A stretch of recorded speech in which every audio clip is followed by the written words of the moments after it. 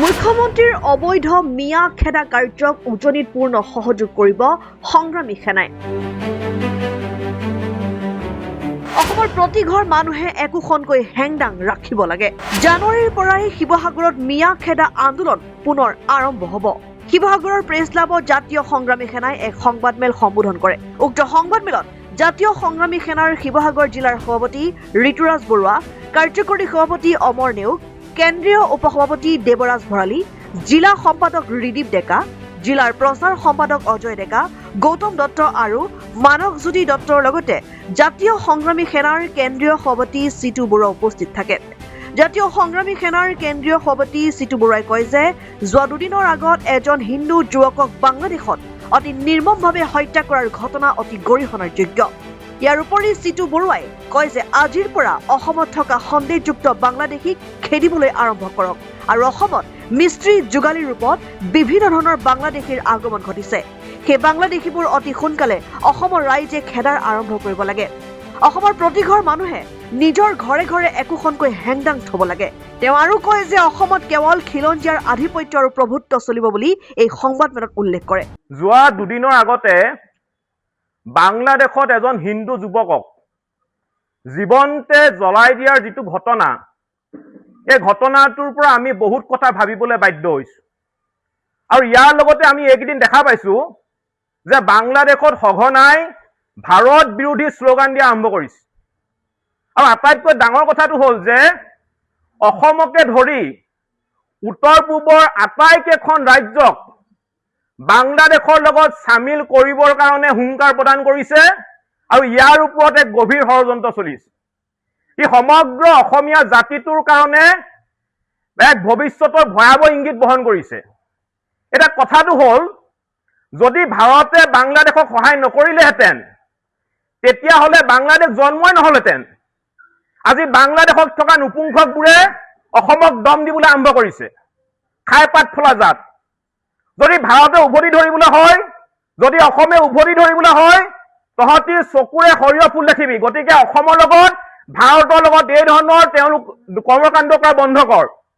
আৰু ইয়াৰ লগতে আমি জাতীয় সংগ্ৰামী সেনা অসমে সমগ্ৰ অসমবাসী ৰাইজলৈ আমি এটা আহ্বান জনাইছোঁ। সমগ্ৰ অসমবাসী ৰাইজ সজাগ হওক, কাৰণ নামনি অসমৰ পিছত এতিয়া সমগ্ৰ উজনি অসমত অবৈধ সন্দেহযুক্ত নাগৰিক বাংলাদেশী মিয়াৰ এতিয়া প্ৰব্ৰজন ঘটিছে। পকা মিস্ত্ৰীৰ ৰূপত, আপোনাৰ মাছৰ বেপাৰীৰ ৰূপত, ফেৰীৱালাৰ ৰূপত এতিয়া গাঁৱে ভূঞে সন্দেহযুক্ত নাগৰিকৰ চলাচল আৰম্ভ হৈছে। আৰু ই সমগ্ৰ জাতিটোৰ কাৰণে এটা শংকাৰ বিষয়। আমি অসমখনক বাংলাদেশ পাকিস্তান হ'বলৈ আমি এৰি দিব নোৱাৰো। আজিৰ তাৰিখত যদি আমি অসমৰ এই বাংলাদেশী আগ্ৰাসন ৰোধ কৰিব নোৱাৰো, তেতিয়াহ'লে কিন্তু জাতিটোৰ ধ্বংস অনিবাৰ্য। আৰু এই বাংলাদেশী মিয়াবোৰ হৈছে অসম আৰু অসমীয়া জাতিটোৰ কাৰণে শ্ল' পয়জন। আৰু এই বাংলাদেশী মিয়াবোৰে অসমতে থাকি অসমীয়া মানুহক কাটি নদীত উটুৱাই দিম বুলি ক'ব পৰা হ'ল। আৰু এতিয়া চাই থকা সময় নহয়। এইখন অসম হয়, এখন বাংলাদেশ নহয়। অসমত কেৱল মাত্ৰ অসমীয়া মানুহৰ প্ৰভুত্ব আৰু আধিপত্য থাকিব লাগিব। ইয়াত বাংলাদেশী মিয়াৰো এটাৰো দম ভালি আমি সহ্য নকৰোঁ। গতিকে সমগ্ৰ অসমবাসী ৰাইজক আমি সজাগ হ'বলৈ আহ্বান জনাইছোঁ। আৰু এটা আমি কথা ক'বলৈ বিচাৰিছোঁ যে আজিৰ তাৰিখৰ পৰা সমগ্ৰ অসমবাসী ৰাইজে গাঁৱৰ মূৰত চকু দিয়ক। যদি গাঁৱত কেনেবাকৈ সন্দেহযুক্ত অচিনাকি মানুহ দেখা পায়, সকলোৱে খেদা আৰম্ভ কৰক। গাঁৱত কোনো কাৰণতে সন্দেহযুক্ত অচিনাকি মানুহৰ প্ৰৱেশ সম্পূৰ্ণৰূপে নিষিদ্ধ ঘোষণা কৰক। আৰু অসমবাসী ৰাইজে ঘৰে প্ৰতি গাই প্ৰতি একোখনকৈ হেংদাং ৰখাৰ ব্যৱস্থা কৰক। প্ৰতিজন অসমবাসী ৰাইজে ঘৰত একোখনকৈ হেংদাং ৰখাৰ ব্যৱস্থা কৰক। আৰু আমি জাতীয় সংগ্ৰামী সেনা অসমে নতুন বছৰৰ আৰম্ভণি হোৱাৰ লগে লগে এই বাংলাদেশী যিবিলাক মিয়া আছে, এই মিয়া আৱৰ্জনাবিলাকক আমি পুনৰ উজনি অসমৰ পৰা আমি খেদাৰ ব্যৱস্থা কৰিম।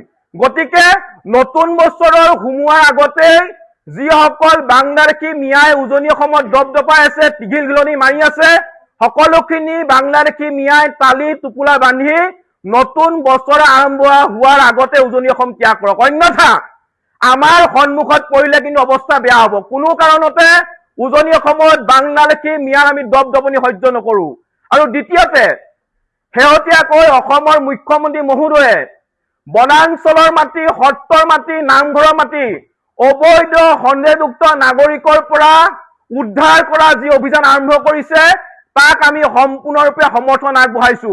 আৰু মুখ্যমন্ত্ৰী মহোদয়ে বাংলাদেশী মিয়াৰ আগ্ৰাসন ৰোধ কৰাৰ কাৰণে যি পদক্ষেপ লৈছে তাক আমি সমৰ্থন জনাইছো। আৰু মুখ্যমন্ত্ৰীয়ে কঠোৰতকৈ কঠোৰভাৱে এই বাংলাদেশী মিয়াৰ আগ্ৰাসন ৰোধ কৰিবৰ কাৰণে ব্যৱস্থা গ্ৰহণ কৰক। আৰু আমি জাতীয় সংগ্ৰামী অসমেও আমি আপোনাৰ সংবাদ মেলৰ জৰিয়তে আপোনালোকৰ সন্মুখত আমি ঘোষণা কৰিছো যে নতুন বছৰ আৰম্ভ হোৱাৰ লগে লগেই উজনি অসমৰ পৰা পুনৰ বাংলাদেশী মিয়াক খেদা আমি অভিযান আৰম্ভ কৰিম। এটাও বাংলাদেশী মিয়া উজনি অসমত কোনো কাৰণে থাকিব নোৱাৰিব। News desk report N24 Assam.